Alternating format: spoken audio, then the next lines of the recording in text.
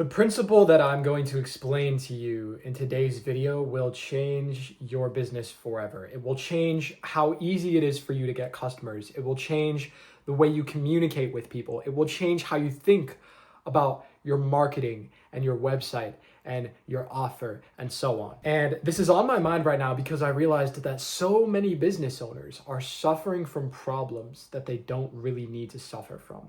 And the thing is, this principle that I'll show you in this video might be the solution to your problem. So I'm going to cover what this is, and then I'm going to cover 5 ways that you can actually apply it in the real world. And so the principle that I'm talking about is this: the easier it is to do something, the more people will do it. And the thing is, this principle is really easy in and of itself to understand, but it's very hard to apply this principle in the real world. And it's not just about doing stuff. It's also that the easier it is to understand something, the more people will understand it. The easier it is to read something, the more people will read it. The easier it is for people to like you, the more people will like you. After this video, I hope that you will see that this principle applies to so many things in your business and in the world. So the first way that you can apply this is the way you verbally communicate with people. And verbal communication is something I think a lot about, because I think verbal communication, speaking, is the most important and the most valuable skill that a person can learn. So if you're a good communicator, you will almost certainly do better in whatever field you're in. And actually taking the time to make sure that it is as easy as possible for other people to understand you is pretty challenging to do, right? Actually knowing that you should say what you have to say with the smallest amount of words possible, that's easy to think of. But actually going through and filtering yourself so that you're as easy as possible to understand is hard to do. So when you're verbally communicating, what you want to do is avoid something called jargon. Now, what does the word jargon actually mean? The funny thing is that jargon is actually a form of jargon in and of itself. And so jargon just means a combination of other words that is usually hard for people to understand. So if I show you this sentence right here: I took my chauffeur out to dinner because his service is always really good. Do you actually know what this word means right here? Now, you might know what that word means if you're particularly verbally intelligent, but me personally, before I made this video, I didn't even know what the fuck that word meant. And I would bet that a lot of you guys watching actually don't know what this word means. Now, if I show you this, a person who gets paid to drive a rented car, anybody can understand what that means. A 3rd grader could understand what that means. A 5th grader could understand what that word means. But as humans, we take combinations of words like this and we just combine them into one word to make it easier to speak, right? But a lot of the times this makes your communication worse because it's harder for people to understand what you're saying because they don't know what a specific word means. Okay, the next way you can apply this concept, this principle to your business is in your offers. So the easier it is to understand your offer, the more people will understand it. And the thing is, your offer is kind of the most important part of your entire business and your entire marketing, right? There's a reason that everybody in the world uses ChatGPT, but they almost never advertise, or they barely advertise. And it's because the product is that fucking good, right? It's so good that when you use it, you can't help but talk about it in front of other people, right? When I used ChatGPT for the first time, I found out about it because I heard about it on a podcast, right? But it wasn't because of ChatGPT's marketing. It was because they had so many referrals. And a referral is when someone tells someone else about a product or a service, and then that person becomes the customer too, right? And that's why referral marketing is so powerful. It's the most powerful form of marketing because it scales without time or monetary investment, meaning it doesn't take you any extra time or money as a business owner to get more referrals. They just happen.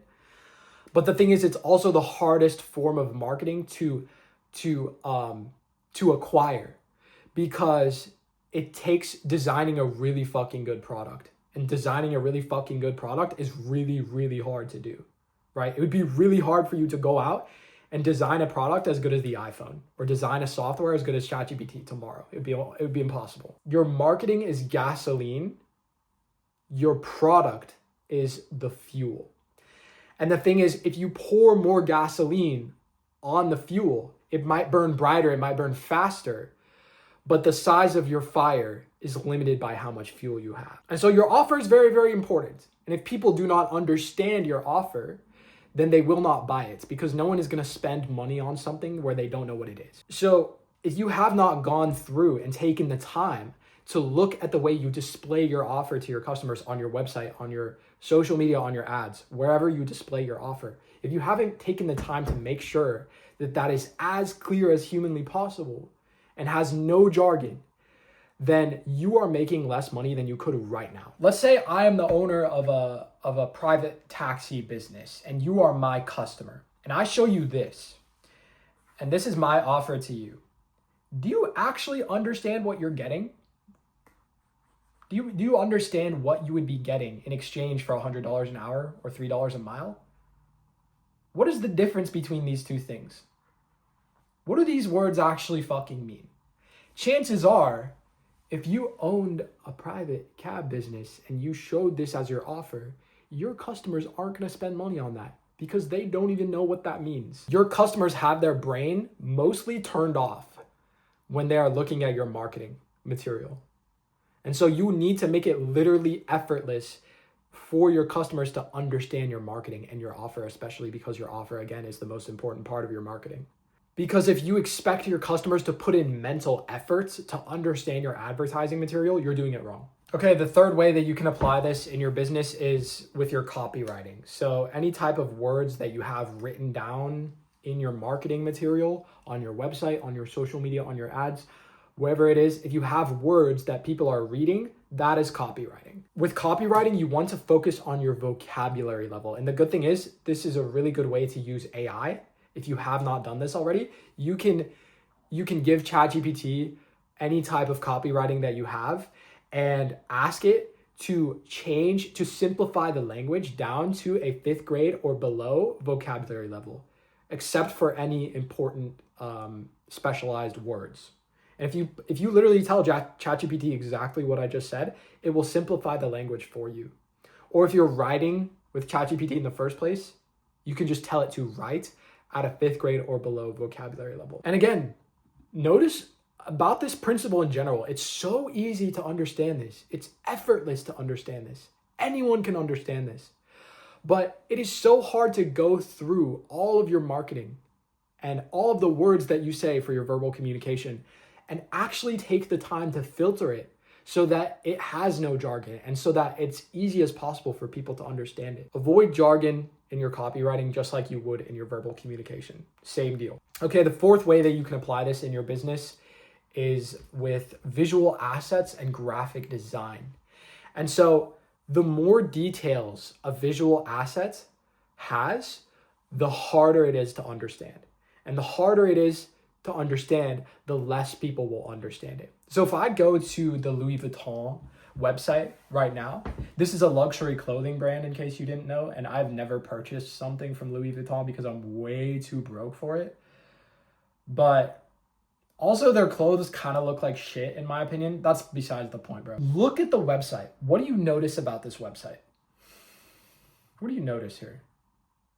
It's so simple. And it's so simple because the marketers and the designers at Louis Vuitton understand this principle. They understand that it needs to be as easy as possible for their potential customers on this website to visually process what they're seeing. The easier it is for people to visually process something, the more people will visually process it. These clothing shots don't even have backgrounds, right? They stripped down this website and got rid of every single unnecessary detail there is, which is why it looks so fucking clean. The website, not the actual clothes. I don't like the way the clothes look. I go to the Gucci website and it's the exact same thing, right? It's the exact same thing. It's so simplistic. It's so minimalist. There's a reason that most luxury brands use a minimalist design like this. It's because they understand this principle. And like, it sounds like it doesn't really matter, right? It sounds like, oh, visual, graphic design, who cares, right? But the thing is, if you go through your marketing material and you actually take the time to look at any visuals you have and strip down the details until it's very, very easy to comprehend visually, I can guarantee you that your marketing would see a noticeable lift in conversion rates, and it would be more effective, and you would get more customers as a result of that.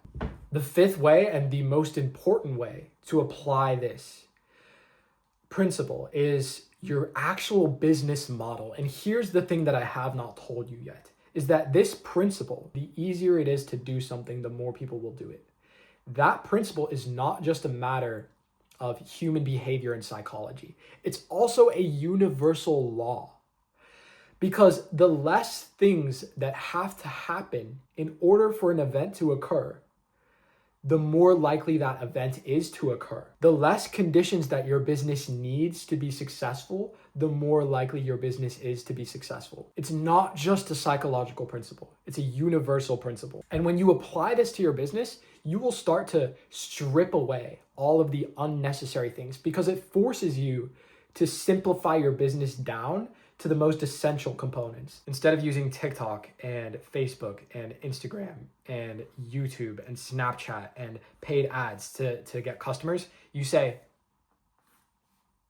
I'm just gonna use YouTube and nothing else. Instead of having, 3 main offers and, 3 upsell offers and 2 downsell offers, you say, I'm literally just gonna have 1 main offer and 1 upsell offer and nothing else. Instead of hiring 10 employees, you literally just hire 1. And when you build your business in this way, in my experience, in my limited experience, everything is more effective because you're just focusing on the stuff that actually moves the needle. The easier it is to do something, the more people will do it.